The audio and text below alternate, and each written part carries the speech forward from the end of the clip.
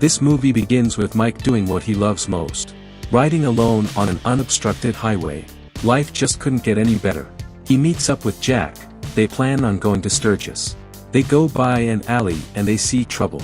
A couple of thugs are beating and robbing someone. Mike immediately pulls into the alley to help the victim. Jack joins in to help him. A violent fight for survival begins. The thug is knocked to the ground, but the fight is not over yet. He pulls out a large knife. He stabs the victim in the stomach. The thug takes off running down the alley. Michael shouts for someone to call 911. He gives aid and comfort to the victim. The victim is very grateful. He tells Mike, "You seem to know what you're doing." Mike replies, "My dad was a medic in Nam." The victim tells him that he was also in Nam. He tells Mike that's where he lost his leg. The paramedics arrive and take him to the hospital. Mike feels a bond with the stabbing victim. He is about the same age as his father would have been. He asks the paramedics which hospital is he going to. Jack protests and says we're supposed to be going to Sturgis. Mike tells him to go alone and he'll catch up later. We see Mike in the hospital room with the victim. And then we also see Jack sitting there. He decided to stay with his friend. The vet is very grateful for their help. He asks Jack to hand him his bag. He opens the bag and removes a package. He tells Mike about his daughter in South Bend, Indiana. He's been saving money to send to her. He was on his way to the post office when he was jumped by those thugs. He hands the bag to Mike and asks him if he would mail it to her. Mike smiles and tells him he'll deliver it to her in person. Jack has a look of disbelief on his face. The vet is extremely grateful. Mike stops by to see his mother.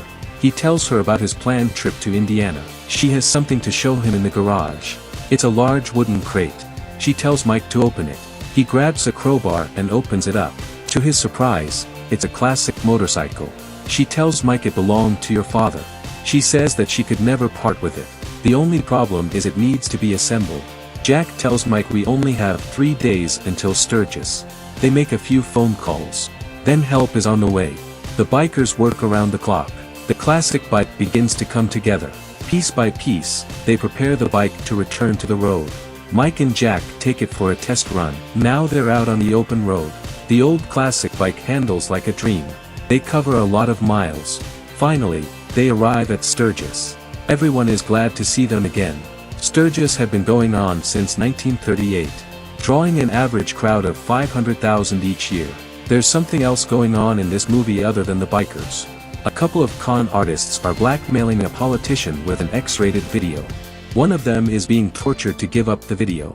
His partner stumbles upon the scene. He runs for his life, being chased by the bad guys.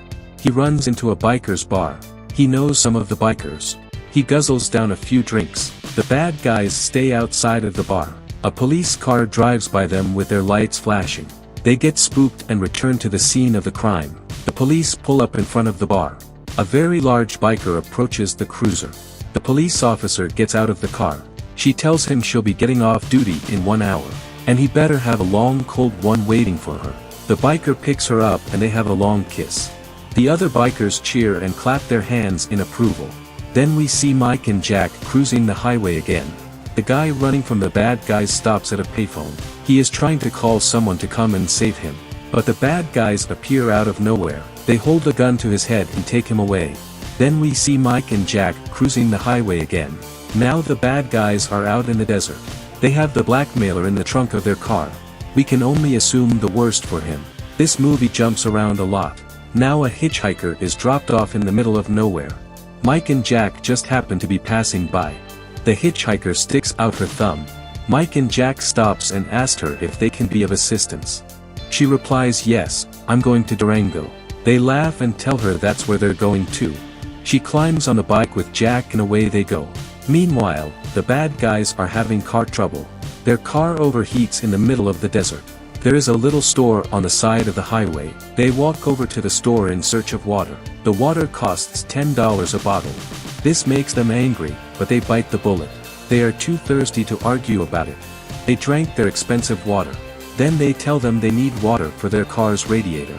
The man in charge tells them that water is very precious. The bad guys reply, "Yes, we know that. Just tell us how much it will cost." The store owner puts a bucket on the table. He begins filling the bucket with 1 bottle at a time. He counts out 10, 20, 30. The bad guys become very annoyed at this process. One of them pulls a gun on the waterman. But he is outnumbered. Everyone else in the room pulls out their guns also. The other bad guy tells his partner to put down the gun. He reluctantly puts his gun down. Then he tells the waterman to continue. The waterman finishes filling the bucket at a high cost. Then the bad guy asks him if they can be driven back to their car. The waterman tells him that transportation is a very precious thing. The bad guys know what's coming next, so he just gives the waterman a wad of cash. Then we see the bad guys walking back to their car with a horse. They're on the road again, enjoying the air conditioner.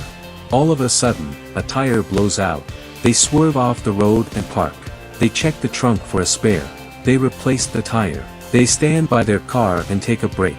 Then, out of nowhere, Mike and Jack ride by on their bikes.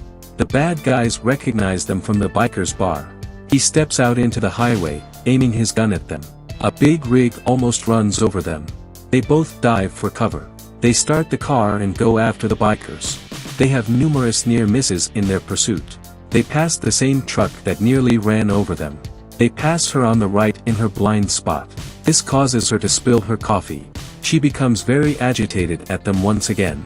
She gets on her CB radio and calls another trucker. He replies, "Hey baby, what can I do for you?" She describes the car that nearly made her crash. They come up with a plan of attack. The two big rigs will sandwich the bad guys between them. Then the leading big rig will slam on her brakes. The bad guys will rear in the big rig. The disrespected driver rips off the car door. Then she yanks the bad guy out of the car. She headbutts him and knees him in the nuts. Then she picks him up and slugs him. But she's not done yet. She straddles him and then pummels him. She smiles and tells the other truckers, "Let's finish this." They drag the bad guys away from their car. She gets into her truck and backs it up. She gets a running start and slams into the car. She backs up once more. She rams the car a second time as the truckers cheer her on. She gets out of her truck laughing with joy. The other truckers release the bad guys. They all get back in their trucks and drive away. The bad guys try to figure out what their next move will be. Their car is just a pile of junk sitting in the middle of the road. Meanwhile, Mike and Jack are shooting pool in a bar. Jack is accused of being a poo shark. There is no reasoning with the loser. And so we have a bar room brawl. The fight goes on and on. Finally, friend intervenes. She comes out with a shotgun. She appears to be a friend of one of the locals. She tells everyone to empty their pockets. She tells her friend to go behind the bar and take the money. She notices Mike looking at his backpack. She says, "So what are you looking at?" Then she grabs his backpack. She looks inside and finds the money. It's the money that the vet gave Mike to give to his daughter. Mike had promised to take it to her in Indiana. They all run out of the bar, leaving Mike and Jack alone. The word gets out among other bikers. They all come together for a common cause. Everyone had heard about Mike's promise to the vet. At the event, everyone donates money for the cause. Mike is set on keeping his word. He goes to South Bend, Indiana. He locates the daughter of the vet. He knocks on her door. She opens the door. Mike tells her the story of how he met her father. Then he gives her the money. She is overwhelmed with emotion. Mike starts to walk away. She tells him that he has traveled a long way. She invites him in for a cup of coffee. Mike accepts the invitation. And so a new friendship begins. If you enjoyed watching this condensed version of the movie Born to Ride, please click the subscribe and like buttons and also leave a comment. And thanks for watching.